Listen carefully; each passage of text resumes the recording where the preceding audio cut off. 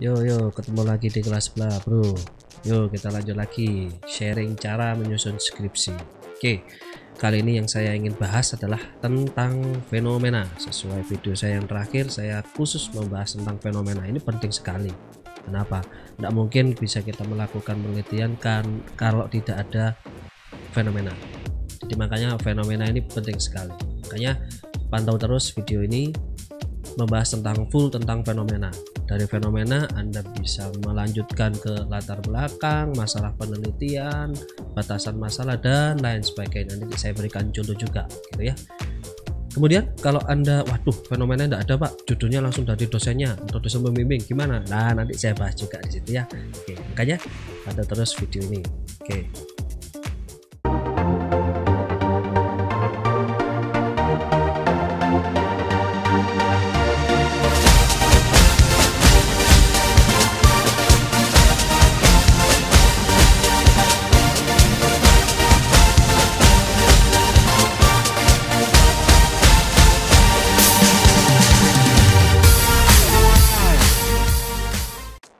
Nah, kali ini saya akan membahas tentang fenomena permasalahan penelitian di skripsi ya.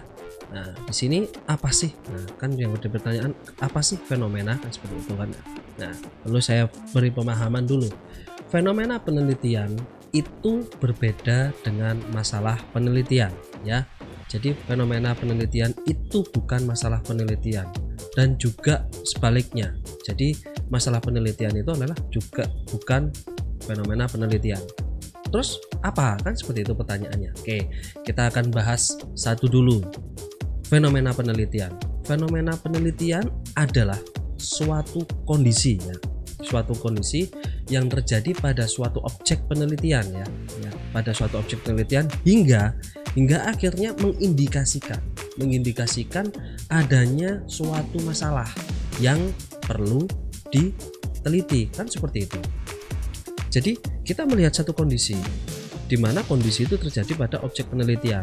Satu kondisi mungkin yang ada di pekerjaan kalian, atau mungkin satu kondisi yang tiba-tiba kalian lihat di perjalanan, atau mungkin di apapun itu tempatnya di objek penelitian. Kemudian di situ Anda tiba-tiba kepikiran, wah ini kita bisa pakai gitu kan. Nah, Anda waktu berpikir seperti itu, disitulah fenomena penelitian ada. Nah, kemudian kan seperti itu kan. Kemudian dari situ Anda bisa menentukan bahwa ini bisa dilakukan penelitian. Nah, kan seperti itu. Nah, yang jadi pertanyaan, kenapa kan gitu? Kenapa kok ada fenomena kan gitu kan? Nah, kemungkinan itu tadi Anda mungkin ingin mengetahui kan kira-kira seperti itu, atau mungkin ada keraguan mungkin ya. Keraguan mungkin, oh ini apakah iya seperti itu.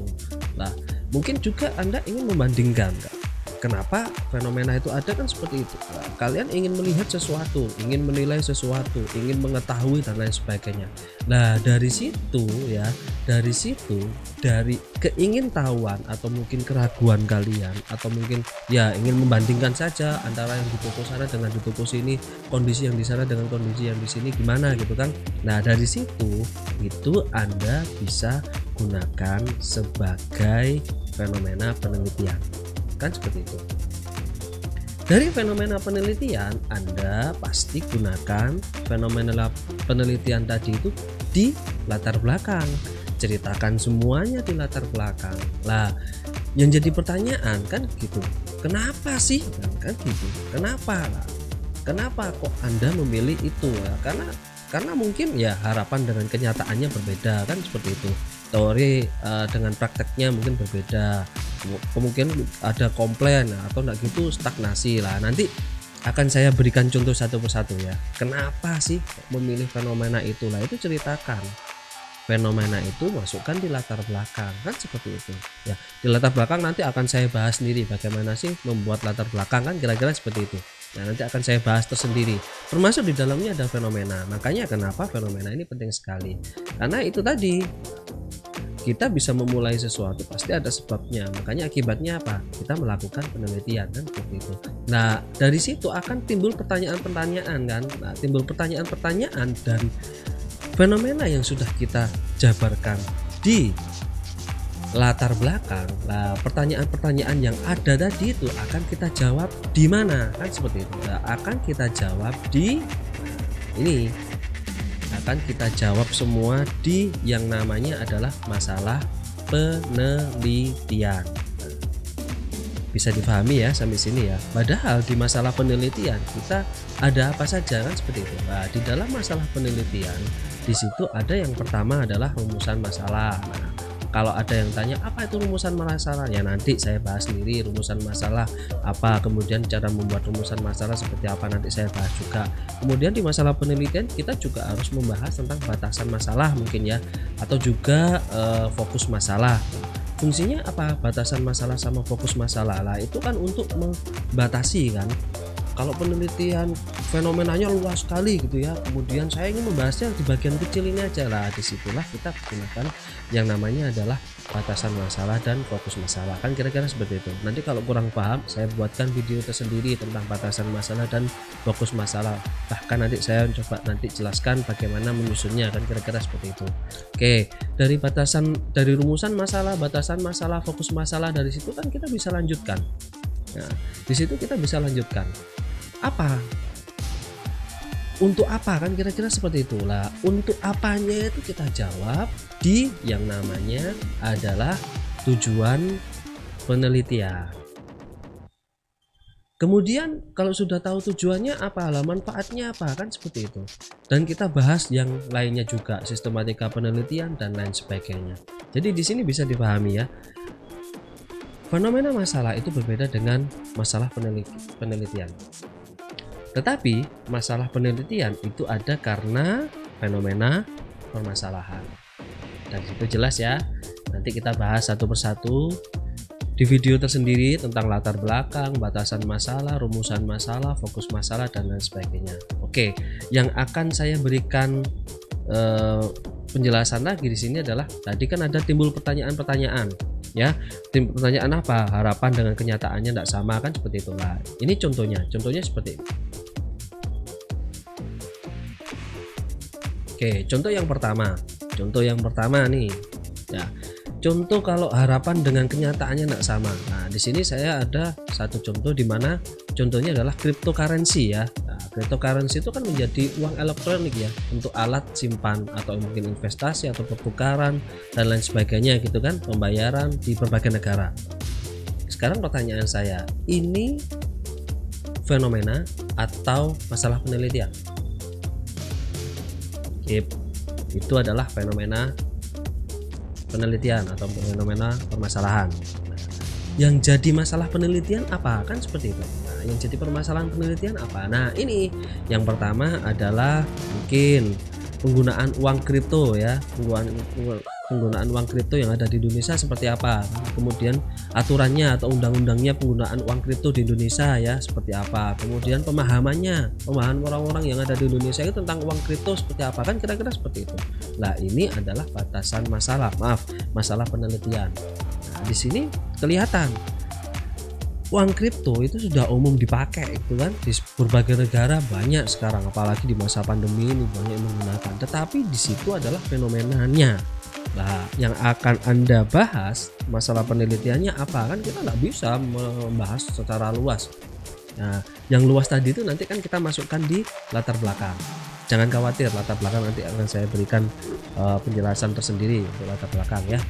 Nah, di situ dari fenomena yang ada kita cari tahu gitu kan, cari tahu apa? Cari tahu bahwa fokus masalahnya atau batasan masalahnya atau mungkin rumusan masalahnya fokusnya kemana, penggunaan uang kripto, kan seperti itu. Undang-undangnya untuk penggunaan uang kripto yang ada di Indonesia seperti apa, kan gitu. Nah, orang-orang di Indonesia apakah paham dengan uang kripto, kan seperti itu. Nah, itulah masalah penelitiannya gitu ya. Itu contoh yang pertama, harapan dengan kenyataannya apakah sama atau tidak, kan kira-kira seperti itu. Itu adalah salah satu contoh harapan dengan kenyataannya dalam penggunaan uang kripto. Oke, kita bahas contoh berikutnya. Apa itu teori dengan praktek ya? Nah, contoh di sini ya saya berikan contoh motivasi belajar kalau meningkat itu otomatis pasti dalam teori itu sudah dijelaskan, motivasi belajar kalau meningkat itu pasti prestasinya belajar juga meningkat kan kira-kira seperti itu. Nah, Kalau sudah seperti itu, tapi kenyataannya enggak gitu loh. Nah, yang jadi pertanyaan saya, ini fenomena atau masalah penelitian? Oke, ini adalah fenomena permasalahan atau fenomena penelitian, kan seperti itu. Lah terus masalah penelitiannya apa? Kenapa kok teorinya seperti itu tapi kenyataannya berbeda? Lah kenyataannya itu kita cek gitu. Kenyataannya itu apa? Mungkin dari kondisi teori atau dari kondisi dari teori yang ada itu ternyata mungkin perilaku motivasi belajarnya itu kita cek, mungkin dari kehadirannya dia sering terlambat, atau mungkin kepemilikan sumber belajarnya, buku dan lain sebagainya kurang, atau mungkin ya dia sering terlambat gitu, tidak tepat waktu. Lah di sini adalah faktor-faktor lain yang kita bisa jadikan menjadi masalah penelitian gitu ya. Nah itu contohnya. Jadi kalau membuat fenomenal penelitian itu kita tentukan sesuai kapasitas kita. Makanya kenapa kok saya sampaikan seperti itu, perlu saya garis bawahi, skripsi itu adalah tingkatan penelitian yang memecahkan persoalan fenomena ya, memecahkan persoalan fenomena dengan cara teoritis ya, kan seperti itu. Lah jadi nggak usah sulit-sulit, fenomena itu ada di mana-mana kan seperti itu. Di mana-mana bagaimana? Contoh, Anda membuat sebuah penelitian, nggak usah repot-repot, ambil saja satu jurnal, dilihat di situ. Jurnal itu dari penelitiannya, peneliti terdahulunya pasti ada saran. Nah dari saran itu mungkin itu bisa kita jadikan fenomena. Peneliti terdahulu mengatakan bahwa penelitiannya itu adalah kurang luas, atau mungkin dari sisi objeknya kurang seperti apa, kan kita seperti itu. Nah itu kan bisa jadi fenomena, nggak usah repot-repot. Jadi gini, titik kuncinya itu adalah semua penelitian terdahulu ya, penelitian dari peneliti terdahulu itu pasti menyisahkan permasalahan. Permasalahan yang ada itu ya adalah juga bisa dikatakan fenomena penelitian. Nah kira-kira seperti itu kan. Oke, dari sini bisa difahami ya. Oke, kalau bisa difahami, nah yang jadi pertanyaan selanjutnya adalah, nah ini, agar bisa menemukan fenomena harus memiliki apa, kan seperti itu. Bagaimana kan seperti itu. Kemudian yang kedua, caranya. Nah, caranya menggali fenomena gimana? Nah, itu ya. Oke. Jangan sampai kelewatan.